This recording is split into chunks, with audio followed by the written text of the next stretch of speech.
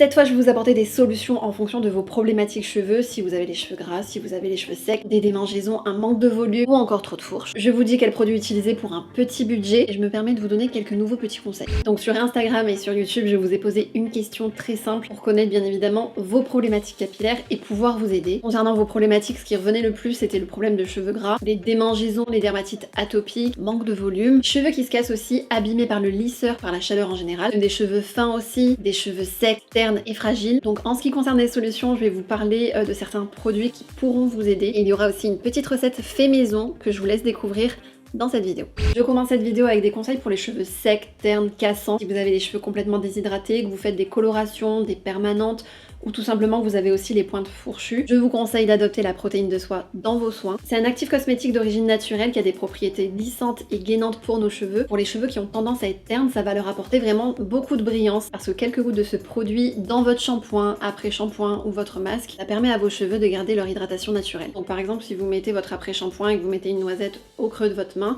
vous mettez 2-3 gouttes de protéines de soie, vous le mélangez dans vos mains avant d'appliquer et ensuite vous répartissez sur vos longueurs et vos pointes et ça va permettre de lisser, gainer vos cheveux pour qu'ils soient beaucoup plus faciles à coiffer, surtout aussi plus hydratés. Si vous voulez faire un masque avant shampoing, vous pouvez aussi ajouter de l'aloe vera. Le gel d'aloe vera, c'est vraiment un petit bijou pour nos cheveux, je vous en ai vraiment beaucoup parlé et c'est un ingrédient très hydratant qui ira à merveille avec la protéine de soie pour hydrater vos cheveux. Vous avez été très nombreuses aussi à me parler du fait que vous avez des cheveux fins, que vous manquez de volume. Et à ce sujet, du coup, c'est la protéine de riz qui peut vous aider, qui peut vous être utile, encore une fois dans votre routine, parce qu'il est fortifiant et volumateur. Et le petit plus de cet actif aussi, c'est qu'il va permettre d'améliorer et de garder l'hydratation de vos cheveux. Donc encore une fois, si vous avez un cuir chevelu sec ou que vous avez un cuir chevelu gras, mais que vous avez des longueurs et des pointes sèches, vous pouvez l'utiliser pour votre cuir chevelu ou pour vos longueurs et vos pointes. Et donc il apporte aussi de la force, du volume, et il va permettre de gainer la fibre capillaire pour faciliter le coiffage. Ce qui est maintenant des démangeaisons sur votre cuir chevelu, vous avez été très nombreuses, je crois que c'est le problème qui est le plus revenu en fait. Et donc je vais vous montrer une petite recette à ce sujet pour pouvoir vous aider. Et pour cette problématique, vous avez l'huile essentielle de tea tree, donc c'est l'arbre à thé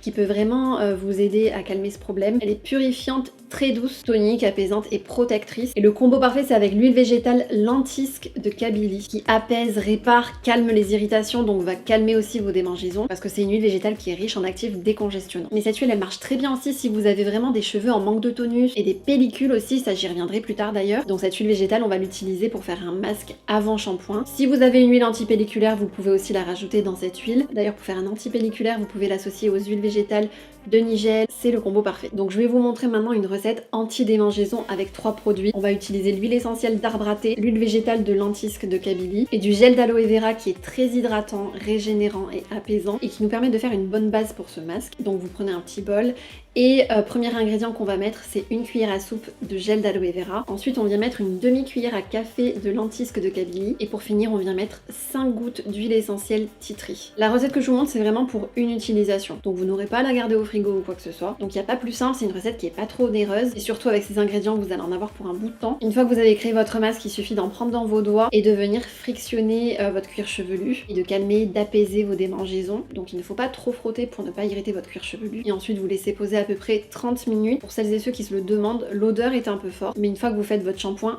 ça part. Vous laissez poser 30 minutes et ensuite vous partez dans votre salle de bain faire votre shampoing. Et c'est un masque que je vous conseille de faire 1 à 2 fois grand maximum par semaine. Ça dépend de votre fréquence de lavage, mais ne le faites pas plus en tout cas, pour ne pas avoir l'effet inverse et que ça vienne irriter votre cuir chevelu. Donc 1 fois par semaine par exemple, ça me paraît bien. Donc je vous parlais tout à l'heure des pellicules. Vous pouvez associer votre huile essentielle de tea tree avec l'huile végétale d'argan bio qui va vous aider aussi à éliminer vos pellicules. Donc là c'est un conseil qui est adressé un peu plus aux cheveux secs. Et écoutez bien, l'huile d'argan bio aide aussi vos cheveux pour éviter la chute. C'est une huile qui est riche en vitamine E, qui apporte de la brillance aux cheveux secs, aux cheveux ternes. Et cette huile, vous pouvez en utiliser quelques gouttes dans votre après-shampoing, dans votre baume capillaire. Ou si vous voulez faire un masque et que vous l'associez avec du rassoul par exemple, vous mettez 5 cuillères à soupe de rassoul et 2 cuillères à soupe d'huile d'argan. Donc ça aussi, la chute de cheveux, c'est un problème qui est revenu assez souvent. Certaines d'entre vous m'ont envoyé des photos et attention, il n'y avait rien d'alarmant. C'est normal de perdre des cheveux, on en perd tous les jours. D'ailleurs, on en perd une centaine par jour. Donc en moyenne avec 120 000 cheveux qui se trouvent sur votre cuir capillaire, franchement c'est une goutte d'eau dans l'océan. Je continue avec un produit qui peut aider les cheveux gras cette fois, mais aussi les cheveux qui ont des pellicules et ceux qui ont toujours un problème lié à la chute de cheveux. C'est la poudre d'ortie qui est un extrait de plante et que vous pouvez utiliser en masque avant shampoing pour venir